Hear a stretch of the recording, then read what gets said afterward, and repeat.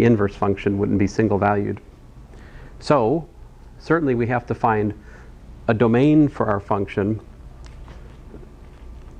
such that we can, a subset of the domain of the function such that we can restrict the function to that subset on which the function's one-to-one. If we can do that, then the function becomes invertible on that restricted domain. This is called a local inverse. We'll talk about how to do this for certain examples in here. So,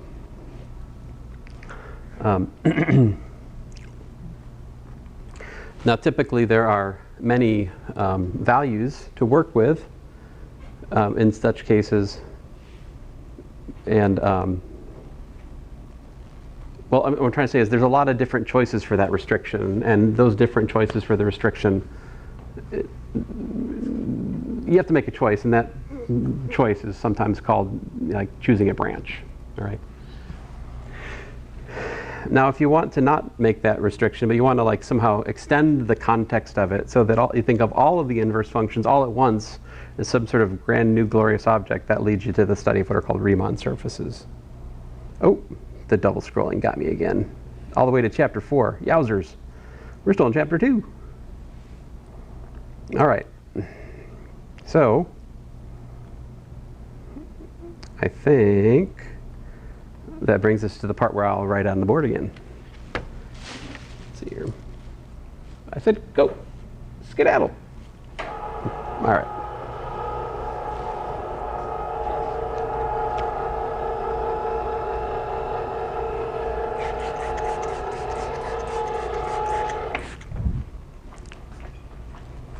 So I hope this nth root stuff is making more sense to you. It won't really make sense to you until you do some homework on it, though. I mean, that's just the nature of the game in here, you know? So.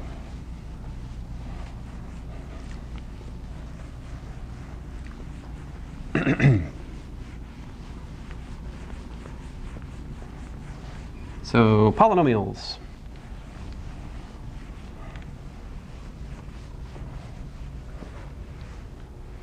Let us talk about polynomials. I think you guys know what polynomials are, right? Did I already define it in here? Yeah. I did. So let's talk about it again. So, you know, definition, f of z equals to an z to the n plus da da da plus a1z plus a naught element of CZ, right? That's a set of all polynomials with complex coefficients, we said. All right, so let's look at a specific example. I never numbered my examples, did I? Were we in example 1 today? Yeah, we did 1 and 2. Did 2 examples? I feel like I did more than 2 examples today, though, really. I just didn't number them. Oh well. This is example 3 then. But not really. Let's start with something really simple.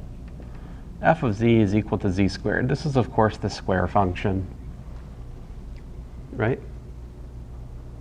Let's find the component functions here. So, very simple. You just put z equals to x plus iy and work it out. So we've got x plus iy times x plus iy, which is x squared minus y squared plus 2ixy, I believe.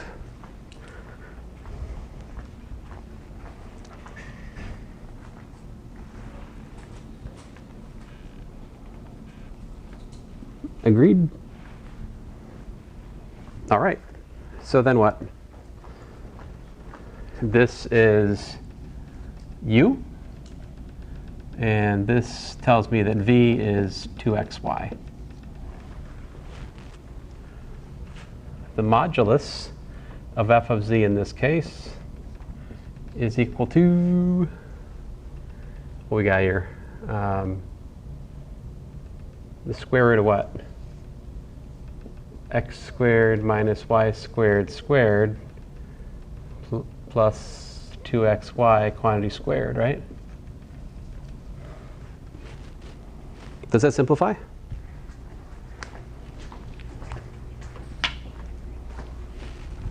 I'm not going to simplify it. I'm just going to show you this. modulus of f of z is equal to the modulus of z squared, also known as the modulus of zz, which is the modulus of z times the modulus of z, which is the modulus of z squared, which is x squared plus y squared.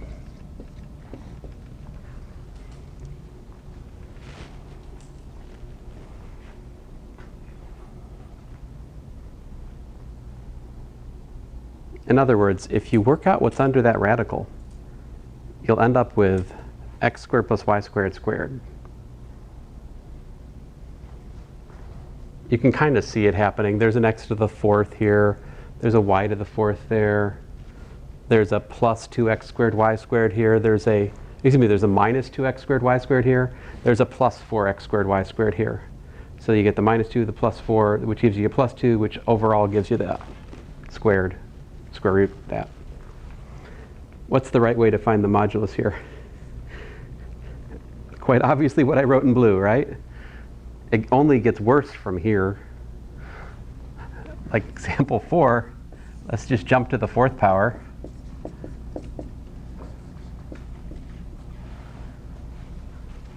So we do what? We do x plus iy to the fourth power. You guys know about the binomial theorem? That's good, because you can prove it. Let's see here. That's a homework problem, I think, in here.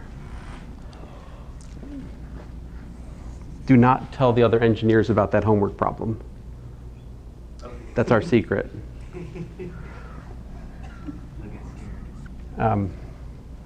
So listen, so that gives us x to the power 4 plus 4 x to the power 3 times iy plus 6 x to the power 2 times iy squared plus 4 x to the power 1 iy cubed plus just iy to the power 4. Now if I clean that up, we've got x to the fourth minus 6x squared y squared plus y to the fourth plus I times parentheses 4x cubed y minus 4xy cubed. I think that might be it. 1, 2, 3, 4, 5. Okay, 5. Behold, this is the real component function, and this is the imaginary component function for the fourth power function. That's good?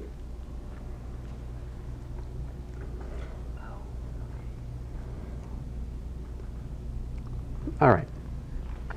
Definitions. E to the x plus iy is e to the x times e to the iy, which is e to the x cosine y plus I sine y. Cosine of z is 1/2. This, by the way, was e to the z. 1/2 e to the iz minus e to the minus iz. Sine of z, 1/2i e to the iz, that was a plus up here, minus e to the minus iz. Cosh is 1/2 e to the z plus e to the minus z. Sinh, 1/2 e to the z minus e to the minus z. So those are some of our favorite examples in here. We've got the complex exponential, right? Complex exponential, cosine, sine, hyperbolic cosine, hyperbolic sine. Of course, both the hyperbolic sine, hyperbolic cosine, sine and cosine all built using the complex exponential. All right? So next class, we're going to look at what are the properties of these functions. how do you find their real and imaginary components? Like, what are their properties? And then we'll also hopefully look at more about that principal branch, the principal argument function we looked at over there, how that actually serves as an inverse for the nth power function, provided we restrict the domain of the nth power function appropriately. And that's pretty much all that's in chapter 2. So we should finish chapter 2 next time. I think that's my schedule. I was worried. I thought I was supposed to finish chapter 1 last time, and then I was like, I can't do it. And then I looked at my course planner. I'm like, oh, I'm an idiot. I give myself 2 days for chapter 1. Hooray. So I don't think I gave this out yet. Oh, I need that back. I think. Oh, man. Oh, I just have it. Never mind. I just printed it single-sided, apparently. Is that the same thing?